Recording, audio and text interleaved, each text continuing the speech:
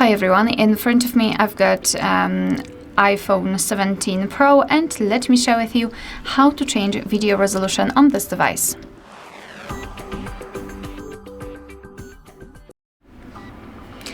So let's begin with opening the camera app, and right now we are in the standard photo mode. So let's switch to the video one. Just tap on the video, and if you can see the red dot inside the shutter button, it means that for sure you're on the video mode.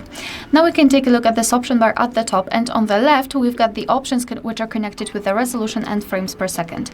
So just tap on it, and here we've got the resolution right in the middle. We've got two different options, HD and 4K. So all you have to do is to tap on the option which you'd like to use. I'll pick 4K, and as you can see, it is right now highlighted, which means that it was set, and from now on our device will use the chosen resolution whilst recording a video. Alright, so that will be all. Thank you so much for watching. Please hit the subscribe button and leave the thumbs up.